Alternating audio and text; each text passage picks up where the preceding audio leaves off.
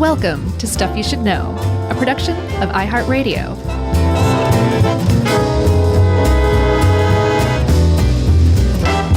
Hey, and welcome to the podcast. I'm Josh, and there's Chuck, and Jerry's here too. And this is Stuff You Should Know. Oh, Jerry left. She was here, I think, just long enough for the intro, so that counts. Wow, counts, all right. Man. Sure. How are you doing? I'm great. I'm kind of excited about this one because this is one that... Well, hold on. Ow. You got an intro? Yeah. You ready? Yeah, let's hear it. Chuck. Yes. Have you ever heard of World War II? Oh, I missed those. Well? Sure. The big one. Okay. The granddaddy of them all. The big game. No, wait, that's a Super Bowl. I don't think they call that the big game. Well, it turns out, Chuck, that in World War II, arguably one of the greatest spies, an amateur no less, came out of Poland and was a woman. That's right. Can you believe that? I can. But that's the whole premise of this. Well, that's not the whole premise of it, but that's the premise of a lot of stuff. Like, get a load of this lady, what she did. And then when you add it all up, you're like, oh my goodness, she really was possibly the greatest spy.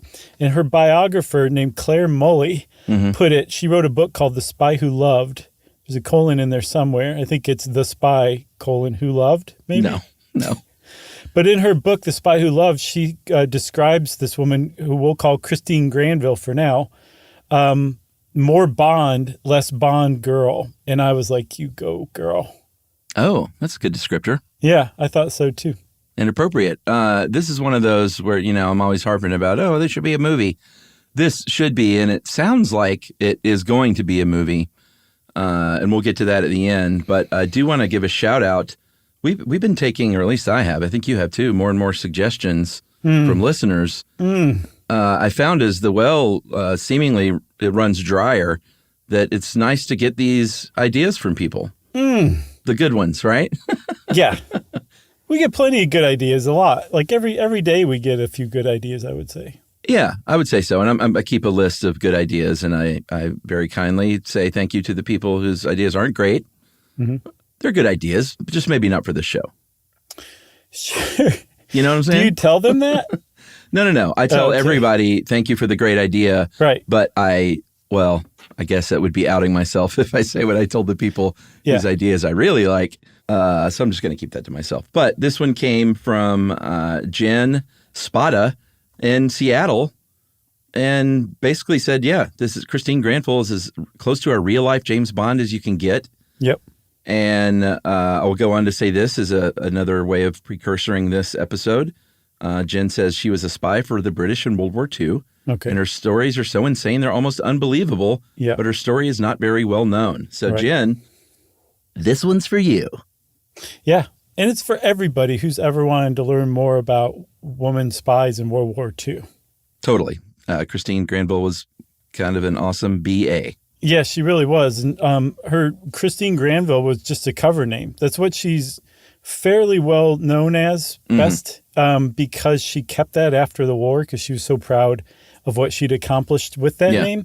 But she was born in Poland to an aristocratic father and a wealthy mother from a Jewish banking family. The father was not wealthy. He just he was aristocratic. So you put the two together and you have a suddenly very powerful family. And her birth name was Christina Skarbek, which is Christine Granville, you can see Christina to Christine. The Granville throws me off a little bit from Skarbek, but I guess that's the point of a new identity. You don't exactly want to be like, wait a minute, that sounds a lot like Christina Skarbek. Is that who you are?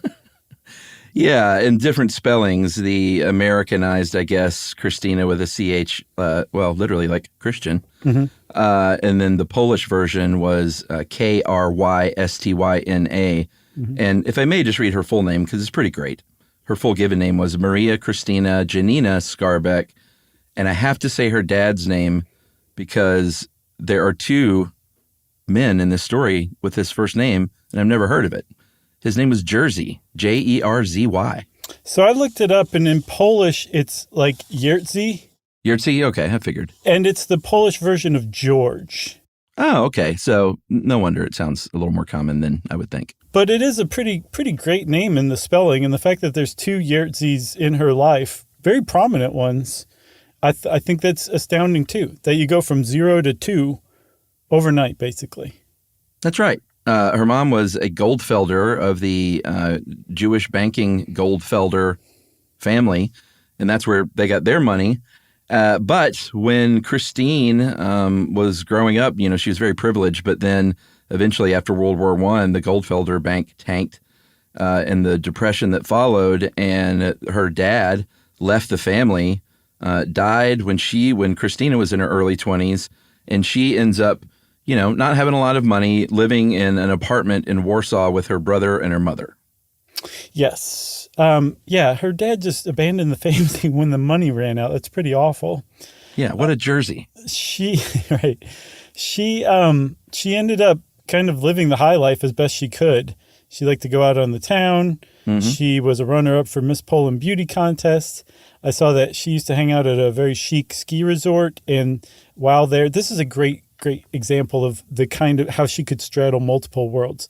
Like the people that she was there with were all very wealthy, mm-hmm. Trust fund kids and aristocratic kids. But while she was at the ski resort, she also connected with the criminals there and learned the smuggling routes and would go into the foreign, neighboring countries to buy cheaper cigarettes and bring them back and sell them more expensively in Poland. That's a great example. And this is what she was doing in her early 20s. Yeah. I mean, she sounds like a few things. A real firecracker. Yeah. Someone who was eager for adventure and not one to just sort of go the expected route of a young woman at the time in any way. And the reason we mentioned this next part is because it's a very sort of prevalent thing for the story is she was very attractive and very charming and used her looks and her charm in her life as a spy to great effect, and also ended up, as a result, having many, many affairs, which was not the kind of thing that, a woman of repute was to do back then.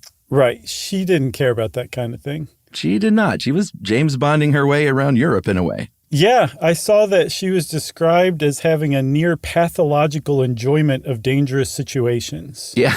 Like she was fearless. Not only that, she seemed to be attracted to fear. So yeah. She married a couple of times. Her second husband, Jerzy Gizecki, I'm pretty sure that's how it's pronounced. He was a diplomat for Poland in Ethiopia. And while they were moving to Ethiopia, or they had already moved and they were traveling around South Africa, Germany invaded Poland. Yeah. And one of the things you have to know about Christina Skarbek is she was incredibly patriotic. Like she was not happy about Germany invading Poland at all. But she actually did something about it. She figured out how to get a meeting with the Secret Intelligence Service's George Taylor, which became MI6, the spies in Britain. She got a meeting with him and said, hey, I want to spy for you guys and work with the Polish resistance. Let's make this happen. Yeah, and that's not the way things usually went. Usually didn't go knocking on the door of MI6. First of all, you probably don't know where that door is. Right. But if you happen to find out where that door is, you don't go knocking on it and ask for a job. You are generally found and recruited and asked to become a part of it. I have a feeling this George Taylor guy was an Australian businessman turned saboteur. Yeah. And I think maybe because he was a civilian who got involved, he might have had maybe a soft spot for this person who, and again, attractive and charming, that certainly didn't hurt. Right. But maybe he had a soft spot for her, like being so eager to sign up as a civilian, and would eventually run what was known as the SOE, the Special Operations Executive, which were civilians. They were volunteer civilians that were saboteurs that they, except for, it sounds like Christine Granville, would recruit to work for them and do, sneaky spy missions during World War II. Yeah, including sabotage and stuff. I saw one example of what they did was that's what a saboteur does. the second Panzer Division were a real problem in Europe for the Allies. And one of the missions the SOE carried out was to remove the axle grease from the trains that were transporting the Panzer Division and their tanks, and replace it with some sort of corrosive, abrasive oil. So just completely wreck the trains and set them back for days, if not weeks. They did stuff like that. And again, these are just ordinary people from ordinary life who wanted to do something.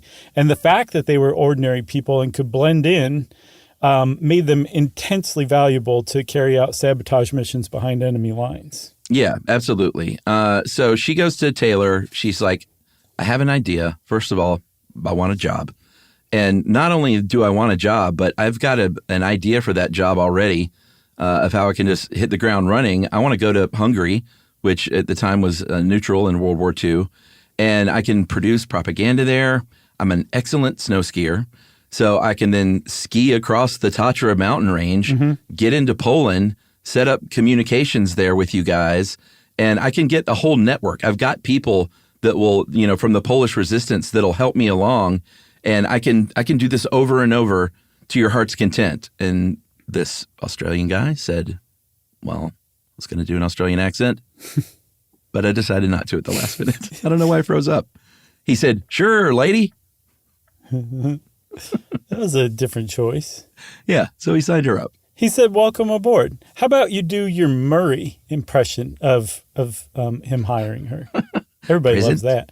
Yeah, he's a New Zealander, I think, isn't he? Yeah, he is, but even in Australia, they think it's awesome. Oh, okay. He said present?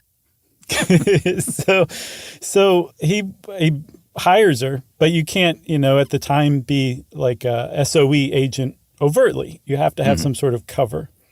And so she was officially hired as a first aid nursing yeomanry, Fanny person, which had been around for a while. And it was usually made up of wealthy women who donated their own time, money, clothes, expenses, paid their own expenses to basically volunteer for World War I. That was carried over, and it made a lot of sense because it also meant that those women were typically left alone. Not only were they women, there were women volunteers, and they were wealthy women volunteers. So you just didn't mess with them that much. So it was a really great cover for a woman who was a SOE operative. Yeah. She was also commissioned as a flight officer for the British Women's Auxiliary Air Force. Again, just another cover job. But they let her do that first plan. They were like, not only can you come aboard, but we think that sounds pretty good to us. She was successful. She got a Olympic skier, a Polish Olympic skier and mountaineer named Jan Marasarts to help her along across the border. They skied across this 2,000-meter set of Alps. And apparently, as the story goes, and we should say, some of the stuff is completely verified, and some of the stuff are stories that were told that may be, lathered up a little bit. Apparently, she was known to sort of lather up her own stories. But they're still great stories. But as the story goes, they skied by dead bodies of like frozen people to get into Allied territory. Yeah, that seems pretty believable to me that people were trying to escape Poland and just froze to death on the way to Hungary. Makes for a good movie scene. Sure. It really kind of soaks in just what the stakes are, what's at stake for their mission. Do you know what I mean? Yeah, and also I will say, if the makers of this movie are listening, cast Josh and I as frozen dead people. That'd be great. What an Easter egg that would be. That would be wonderful. I'd be sitting there trying not to smile, frozen. You want to take a break real quick?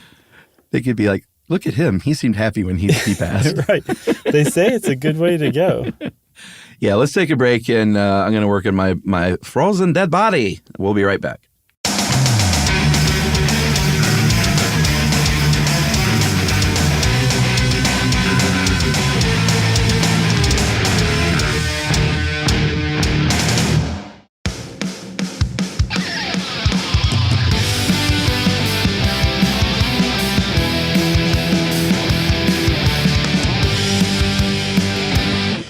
So, Chuck, you were saying that the myths around Christine Granville are questionable, but it's probably one of those things that there's some sort of kernel of truth to them. Sure. Yeah. But one of the other things that makes her so compelling is that some of them, it's tough to distinguish the myth from the actual stories, because ones that are documented are just as mind-blowing as the ones that are like, is that true? And then in a lot of cases, the story is true, but say whoever the bad guy is in that story might be mixed up, and then maybe they're not quite as scary as the bad guy that got, inserted into the story later on, but the story's still true. And that was confusing, but later on, everybody, I'll point out the example I'm talking about. Okay. Is that the one we're about to talk about? No, it's a different one. The one we're about to talk about, I say, is the one where she was on a train smuggling documents. Yeah, so this is during that same sort of mission that she had originally proposed. She ended up doing that 6 or 8 times, so it wasn't just a one-off. She was just skiing back and forth all the time past Josh and Chuck, didn't care about us. Yeah. But at one point, there was a train headed to Warsaw that she boarded. She saw that there were armed guards, asking for papers and possessions, going through people's stuff. And so she turns on that charm and bats her eyes at a Gestapo officer and was like, "Here, would you mind holding this package? I shouldn't have it. It's black market tea. I'm trying to bring it to my mother, who really loves this stuff, but, I don't want to get caught." And so he's like, "Sure, Fraulein, I'll hold that for you." But, of course, in that box were illegal documents that this guy was unknowingly hiding from his Gestapo counterparts. Yeah. I mean, that surely would have cost her life had he opened the box. But she was capable of charming even Gestapo agents. And that was part of it too. It wasn't just the same type of charm for every person that was like a catch-all type of charm. She was also emotionally intelligent enough to be able to read individual people or even whole groups of people to figure out what they wanted to hear, what would charm them the most. So she could be very, rigid and commanding. She could also be flirtatious and helpless, whatever it called for. Yeah. She just could recognize what the best course of action was, and it worked more often than not for her. Yeah, she was really good at what she did. Eventually she would get married. She met a guy named how would you pronounce that? It's Andre. Oh, it is? Andre Kowarski. Mm-hmm. Boy, I tell you what, Polish people have so many extra letters. Mm-hmm. I just celebrate that so much. I have Polish friends, and it's always amazing to me to look at the amount of letters in those names. Yeah. So Andre, in this case, is spelled Andrzej.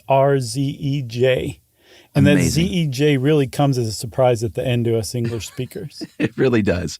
Anyway, great names. So she met this guy. He was a war hero. He was Polish. He had one leg. He was also a spy. And she was still married to Gizicki, but nevertheless, she started up a relationship with Kowarski.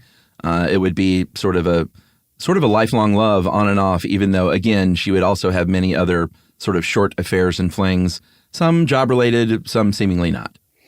Yeah, there's a very popular story about her that she had men would become obsessed with her. Mm-hmm. So sometimes it was easier than others to get rid of guys. And in one case in Budapest, she had a knock on her apartment door, and a former suitor who she, left behind was begging her to come back and threatened that if she didn't, he would shoot himself in his genital organs.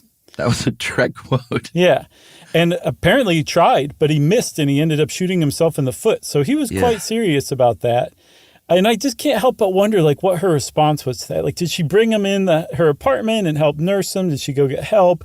What did she do? Because I could see her, taking care of the guy, but also at the same time being this doesn't mean we're back together. I just, don't want you to bleed to death from shooting yourself in the foot kind of thing. It really depends on who plays him in the movie. The guy? Yeah, if he's a sad sack, she might be like, "Get in here. What have you done to yourself?" You literally shot yourself in the foot. Right. If it's played by some creep, then, she shuts the door and says, "Hobble off." Yeah. Good riddance to your foot. So, her dad had split and died at this point, but we did want to follow up about her mom. She was teaching at a secret school in German-occupied territory. Right. Not a good place to be, because I don't think we mentioned that her family, although she did convert to Catholicism, I believe for marriage, she was Jewish and she was wealthy, and she wouldn't stop teaching at that school. So she would not leave the country with her daughter, and she was eventually captured, and everyone basically agrees that she was probably killed. Yes. So both of her parents, I think her dad already died in her 20s. I'm not sure if we said that or not. So both of her parents are gone. She has a younger brother, but for the most part, she's just kind of free to live her life. Oh, she has a husband back home, by the way, but he's off doing his own thing for the Brits as a secret agent too. Yeah. And really, for all intents and purposes, she's common law married to Andrei Kowarski, despite having all of these separate flings that she's carrying out for her duties as a spy in the SOE. Yeah, and Kowarski was also a spy. Yes, exactly. So her life is just dangerous from moment to moment. Yeah. So I'm sure she's just loving every second of it. And like you said, she just kept going back and forth across the Polish-Hungarian border, ferrying people and weapons and money and info. And she was working inside Poland with a group called the Musketeers, who will pose a problem for her later on, because they were like a resistance group, like from Top Secret. Yeah. That kind of thing. But they were French because of Chocolat Mousse, and what were the other ones? I don't know. Okay. I don't know what you're talking about. But they were the Musketeers, so of course they were French. So, no, they were Polish.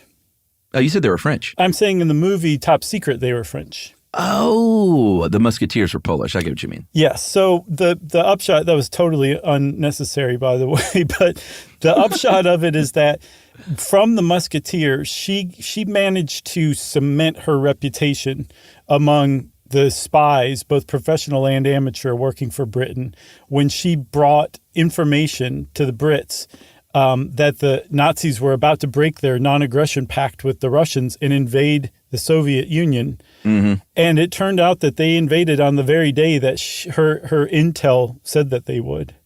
Yeah. But Winston Churchill himself called her out and said, she's my favorite spy. And everyone said, is that a thing? And he went, sure it is. Little known fact, Chuck, Winston Churchill sounded exactly like Murray from Flight of the Conchords. Just FYI. This is a pretty good story. And a lot of these are just little bits from her life, of course, that make for, good stories and eventually a good movie. But she was, in January of 1941, she had been arrested by Hungarian secret police, along with Kowarski, who she was, she's doing spying with him. And after a couple of days of being interrogated, she very clandestinely bites into her tongue enough that it starts bleeding. Man. And she starts coughing up blood as if she has TB, and everyone freaks out because nobody wanted TB, and so they release them. It's a great idea. Yeah.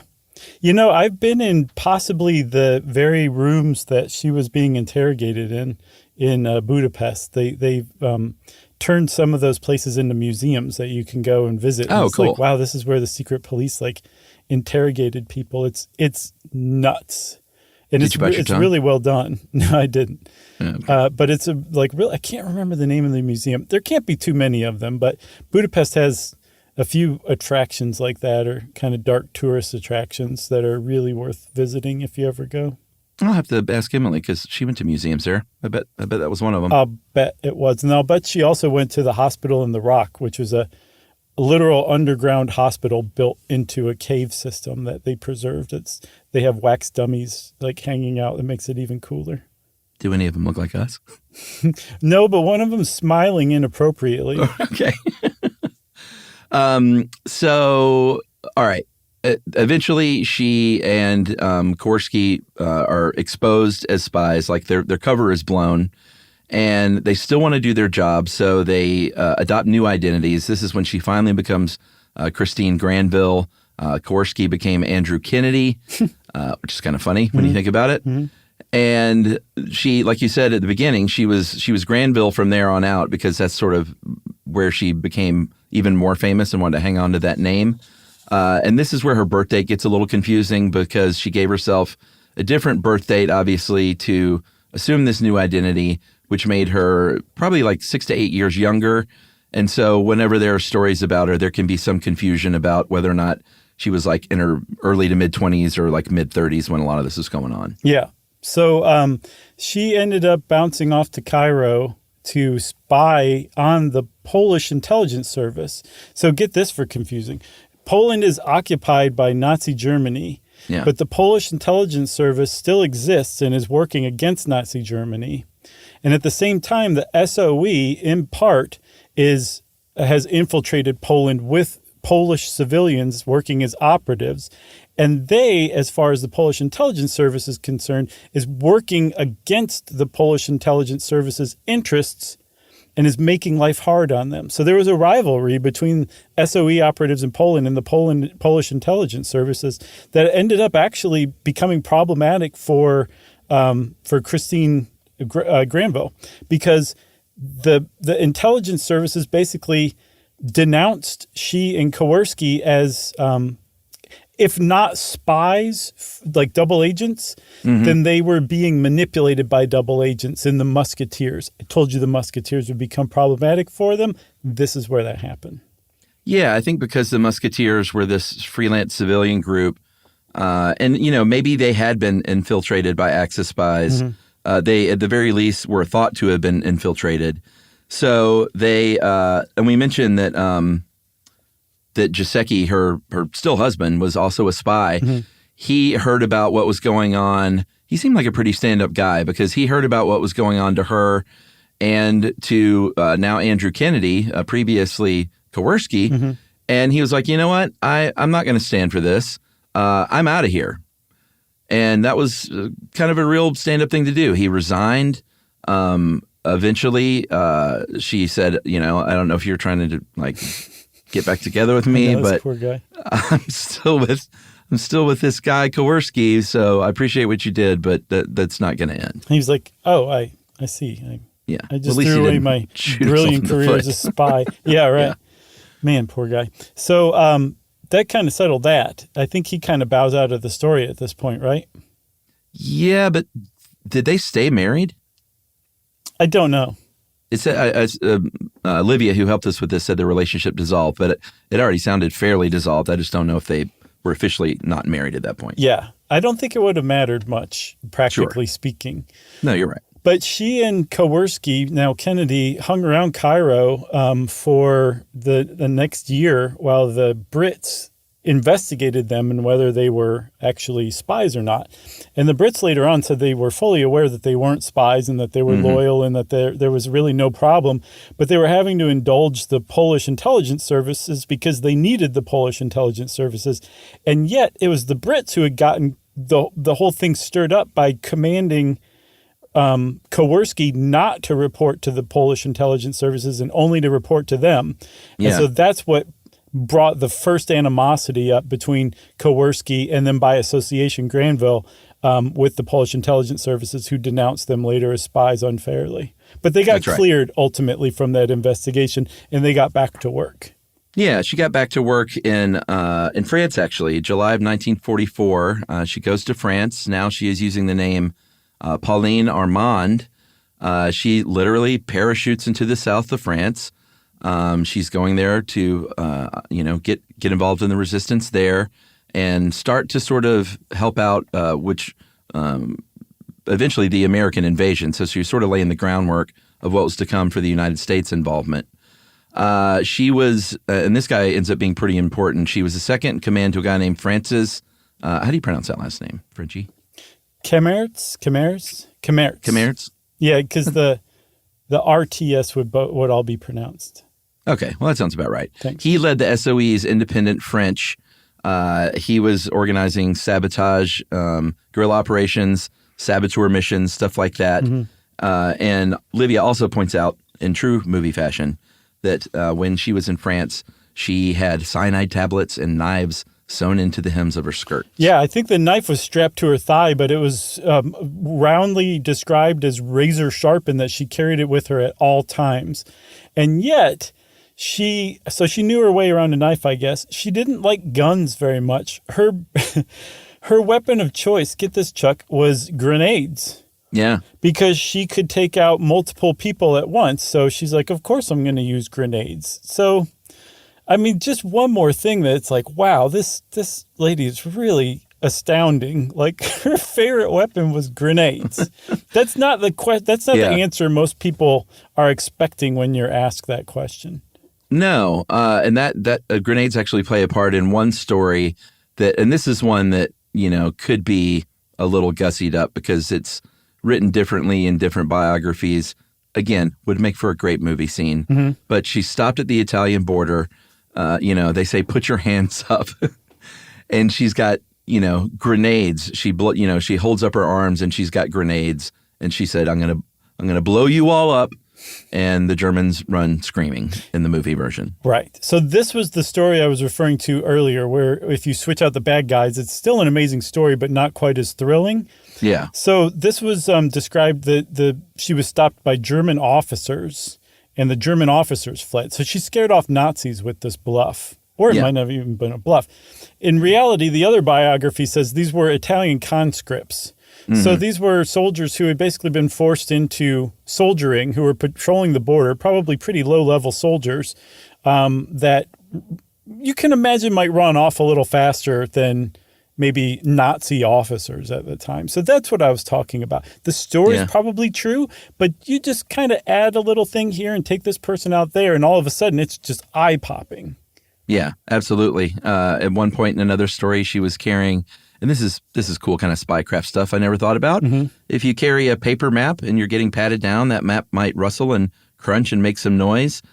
So they would carry silk maps, so they wouldn't make any noise. And she got caught with one of these silk maps, but before they could find it, she yanked off her silk headscarf and tied up her map into her head and spoke perfect French. I don't think we mentioned, but of course she spoke several languages perfectly. Yeah. And impersonated a local and apparently got out of there. Funny enough, she spoke zero German. Yeah, I mean, she might not have needed to if she was pretending to be everything but German. She spoke German Shepherd, though. Oh, God, this is the best one, I think. You go ahead. No, you. No, you. All right, there's one story where, the Germans send in the German Shepherd to root them out. And I guess they were in the bushes or something, and the German Shepherd finds her, and she is able to charm this German Shepherd into just kind of laying down and getting scritches while the Germans are whistling for this dog to come back. This German Shepherd is like, no, this is my new mama. Right. The Germans are like, Fritz, here. Yeah. That better be in the movie. Oh, it would have to be. Yeah. But what would be great is if they use that 1950s film trick where they just play the dog standing up in reverse to make it lay down. That always looks so funny. It's sort of uncanny. It's like, wait, what was it? Right. What just happened there? Yeah, something was off with that. Oh, that's great. So, and I'm a extra in the background and the bushes just smiling I think it's hilarious. You're like, wait, isn't that the dead Polish guy? Right. So, you guys might be out there thinking guys, you're just sitting there rattling off story after story.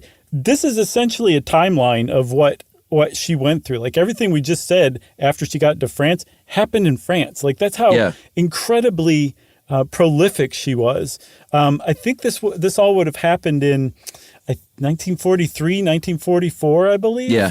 Mm-hmm. So, I mean, this stuff is happening to her on a daily basis. And I should say not happening to her. She's going out and finding this kind of thing and loving life, right? Totally. And then finally in 1944, she undertook what became her most legendary mission. And it sounds like she kind of took it on herself, which is something you could do as a SOE agent to a large extent. As long as you were screwing up the enemy, they were fine with whatever you were doing.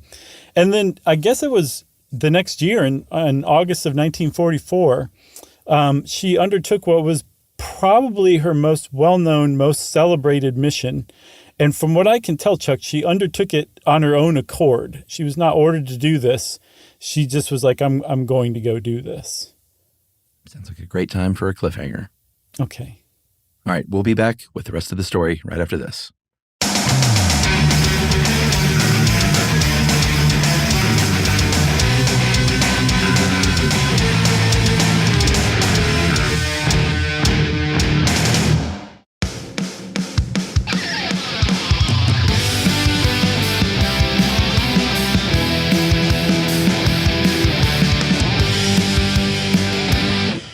All right. Great cliffhanger, my friend. You really know how to set them up?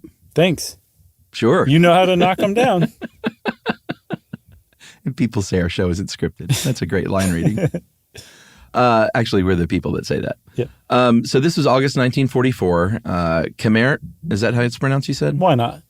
All right. Khmer and a couple of other French resistance members were captured, again, by the Gestapo, and they were about to be put to death. And guess who steps in to save the day? I don't know. Christine Granville. Oh. Take it away. Oh, okay. So she shows up at this, I guess, a French prison that they were being interrogated at and were about to be executed, and said, hey, I am the niece of General Bernard Montgomery, who's on his way with a whole bunch of allies that are about to overtake this. And you French collaborators, you're going to pay a dear, dear price if you execute these men right before they get here. They're going to take it out on you, and you're going to hate life. And apparently they said, all right, we're properly scared, but can you sweeten the pot a little bit? Yeah. And she said, okay, what about 2 million francs? And they said, sold. So she handed off the bribe, and they took off and left these 3 really, really important French resistance leaders to live. She saved their lives. And apparently after they left the prison, they were like, I can't believe you just did that. And she said it just kind of hit her finally, like just how dangerous it was. It hadn't even occurred to her that they might be like, no, we're not. And you're captured now too. And we're going to execute you as well. Because she was just so focused on what she needed to do and going to do it and knowing she could do it. It didn't even occur to her that she was actually putting herself in incredible danger. Yeah, it was amazing. Apparently she turned in her report, typed it up, handed it in to the SOE. And their reaction was, quote, good reading. I'm going to make sure that I keep on Christine's side in the future. And another agent said, so am I. She frightens me to death. Very nice. Yeah, thank you. So the Allies won the war, spoiler alert, and especially in Europe, I should say. Mm-hmm. And as a result, Granville was awarded some pretty hefty awards. She actually won, remember, she's a civilian, a Polish civilian, and yet she was given the honor of Officer of the Order of the British Empire. Yeah. If you get that medal, you are a man, British, and at least a lieutenant colonel. She was none of those things, and they still said you were so amazing on our on our behalf. We're going to give you that, and she also got another one, the George Medal too, or in Poland they would call it the Jersey Medal. Wait, who is the other Jerzy? Did we even find him? Her second husband, the diplomat to Ethiopia, was Jerzy. That's as right. well. That's right. Okay, and Dad. All right. Just want to make sure we covered that. Mm-hmm. What was that? The French award she won too? The Croix de Guerre. Yes, the Cross Very of War. Prestigious. That's right. So this all seems like, oh, great. This is amazing. I bet you after the war, the British government really took care of her and saw to it that she, had the best job in government. Oh, boy. Not true. They kind of turned their back on her in a lot of ways. She tried to get citizenship, and it took her quite a few years to get it, all the way until 1949. They cut off her financial support. They basically said, well, what kind of job can she get? Quote, she cannot type. She has no experience, whatever, for office work, and is altogether not a very easy person to employ, which maybe she wasn't the easiest person to employ in those regards, but she was an exceptionally intelligent, crafty, resourceful human, and the fact that they couldn't find work for her is shameful. Yeah, or wouldn't find work for her. Wouldn't. I think that's it. Because Churchill lost re-election shortly after the war, and he was the protector of the SOE, and especially Granville, who he decided was his favorite spy, which is a big deal. Churchill loved the SOE. He instructed them to set Europe ablaze, was his quote. But with him out of power, they didn't have that cover from on high anymore. And just like with the Polish intelligence service, the professional intelligence people very much resented the amateurs, thinking that they were doing the same work with the same quality as the professionals. So they were, I don't think it was just her specifically, but I think a lot of the SOE was turned out, although I think some actually were kind of brought aboard to be professionals, but she definitely wasn't. No. So where did she work? She worked as a housekeeper. She worked as a switchboard operator. She worked as a cruise ship waitress. This is what her life was after that, exciting time of war, doing some of the most dangerous things you could imagine, many of which upon her own initiative. And she ends up working as a housekeeper and a switchboard operator and other sort of smaller jobs. Eventually, she would live in a house run by the Polish Relief Society. There is another rumor, and this is good stuff for the movie, but the character of Vesper Lynd in Casino Royale, the great James Bond novel and films, apparently was based on Granville because she reportedly had an affair with Ian Fleming, the author of the James Bond novels. Yeah, pretty neat. Did you know, I think we talked about it before, but Ian Fleming and Roald Dahl, the guy who created Charlie and Chocolate Factory, they were both spies for the Brits in America. Yeah. I just find that endlessly fascinating. Yeah, we should do an episode on that stuff. It's good. Okay. So Christine Granville actually had reached the point in her 40s where she was ready to settle down with Kowarski. And was like, okay, we're going to he's a Kennedy after all. Right. We're just going to start. He was deathly afraid of Wi-Fi. And she was like, what's Wi-Fi? And he's like, just wait and see. So she was ready to settle down, started a new, normal, everyday life. And she was visited at that Polish Relief Society hotel or boarding house by a guy that she had either had an affair with or had turned down, who was a coworker on the cruise ship with her. His name was Dennis Muldowney. And he stalked her and approached her in the lobby of that boarding house and stabbed her in the heart and killed her because he was so obsessed with her. He said later that to kill is the final possession, which is an awful, awful sentiment. And I mean, good God. And he also said that he was still very much in love with her. So he murdered her out of just jealous obsession. Like if he couldn't have her, no one could. And that's how Christine Granville, after all the danger she put herself in, after all the services she provided to the Allies, the good guys, objectively the good guys in World War II, she was murdered by a jealous jerk. Yeah. And in her, sort of early 40s, still a young woman, very, very sad, by this crazed stalker. Kowarski, for his part, a.k.a. Kennedy, lived till 1988, and his ashes, at his request, were flown to London to be interred alongside Granville's. Kowarski, and we mentioned that Khmer guy was a good guy. Then three other guys said who had been close with Granville. They formed the panel to protect the memory of Christine Granville after her death. She had a life full of, marital affairs and sexual encounters and things like that. And they didn't want her story to be just sort of scandalized, I think, after her death and for people to focus in on that kind of thing. So they actually blocked biographies successfully for a while for coming out, blocked articles from coming out. Eventually, though, articles and biographies would come out that would tell the full sort of proud story of her life, and not in a scandalous way. Right. And the whole thing kind of like tilted. The world showed that it was ready to appreciate Christine Granville when Claire Mully, the historian, released the book The Spy Who Loved, The Secrets and Lives of Christine Granville. That came out in 2012. And it's like the definitive biography on Granville. And it was extremely well received. And, Chuck, you can rest assured that there's a good chance we will be frozen extras in the movie because they are making at least one movie about it. Yeah. At one point, Kate Winslet was attached to something. Would have loved to have seen that because Kate Winslet is the best.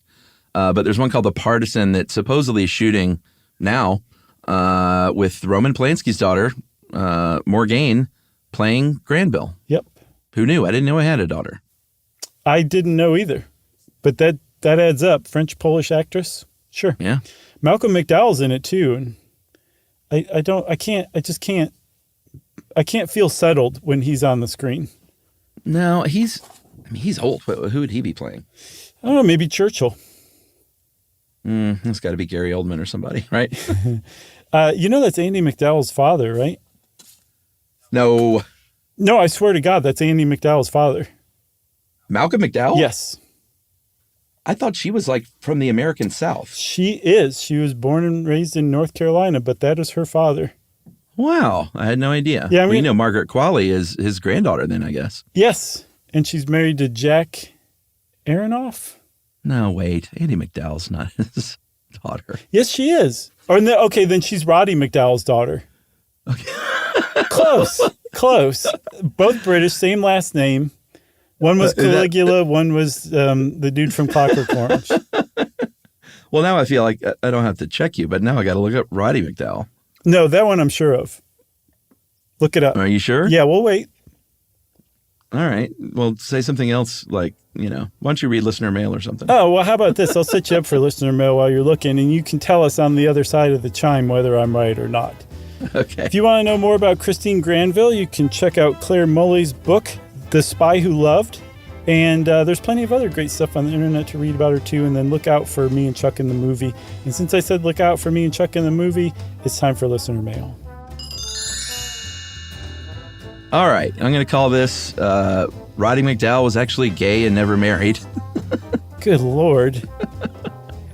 Okay, well then let's reverse this course. Who is Andie MacDowell's father? Well, that's what I was going to say. That would be the sensible thing to do. I do know Margaret Qualley's her daughter. I know that. No, that's sure. Definitely true. She was in Maid. Have you seen Maid? I never saw that. Oh. It's on the list. It is really good. And Andie MacDowell, who I'm not usually a huge fan of as an actress, I don't think she's well used very, very much as far as characters go. She really nails it as Margaret Qualley's kind of like ne'er-do-well mom who's still trying to be in her life. It's just a really great, kind of gut-wrenching movie. Yeah, and I can also recommend, while we're here, the movie Sanctuary. It was out last year with Margaret Qualley and who's that guy? I really like him a lot. He was in Girls. Christopher Abbott. Of course. And it's sort of a two-person movie, and it's really, really good. Highly recommended. And by the way, in case you wondered, Andie MacDowell's dad was a lumber executive from South Carolina. Named Malcolm McDowell, who's also the actor. Marion St. Pierre McDowell. Oh, boy. Wow, that was a journey. I've got another movie for you since we're talking about movies. I got two, as a matter of fact. One, let's hear it. My niece Mila is in a movie that's out on the big screen called The Hill. Another one? Yes. Okay. It's called The Hill. It's a super-duper Christian movie. Like legitimately, like they call out Jesus Christ, but the preacher's not like set up to be like a demonstration of hypocrisy. He's actually like a preacher. Usually not my genre, and I probably wouldn't have seen it had my niece not been in it. But it is actually really good. And Dennis Quaid is the father, the main character. That's great. And he does an excellent job. And it's worth seeing. It's pretty uplifting. And Mila just knocks it out of the park as the young version of the main dude's love interest. Boy, Mila is just killing it. Yes. And that is so great. You guys must be so excited. Oh, girl. yeah. It was so cool to go to them like just a normal movie theater and get popcorn and then see our niece up there on the big screen. I love it. That is amazing. The other one was The Black Hole, the Disney one from 1979. Oh. I just had an itch to watch it, and man, does it hold up. You think so? Mm-hmm. Okay. Yep. It's even better than I remembered as a kid. All right. Okay, so that was it, Chuck. I'm going to call this 10-year-old request. We don't usually read requests, but we like hearing from our young listeners. And this is from Henry. Dear Josh and Chuck, my name is Henry, and I'm 10 years old. Really love your podcast, and I listen to it every day on the way to school. I'm writing in mainly because I think you should make an episode about the psychology where if you paint all the walls of a room black or a different dark color, it makes the said room feel much smaller. Now, I know I could just read an article about this, but that would just be boring. Plus, I'd rather hear it from you guys. So whatever time of day you're reading this, farewell to you. I would love to see that episode come out. Bye. And that is Henry. And Henry, I think that would make a great short stuff. Yep. How color affects the perception of size. I love it. Nice. Thanks a lot, Henry. We appreciate that. We appreciate your charming character as well. Thank you for adding that to the email. It could have been totally boring and straightforward, and you didn't do that, so thanks. That's right. Go Henry. If you want to be like Henry and have us say Go Henry, but with your name instead of Henry, you can send us an email to stuffpodcast@iheartradio.com. Stuff You Should Know is a production of iHeartRadio. For more podcasts from iHeartRadio, visit the iHeartRadio app, Apple Podcasts, or wherever you listen to your favorite shows.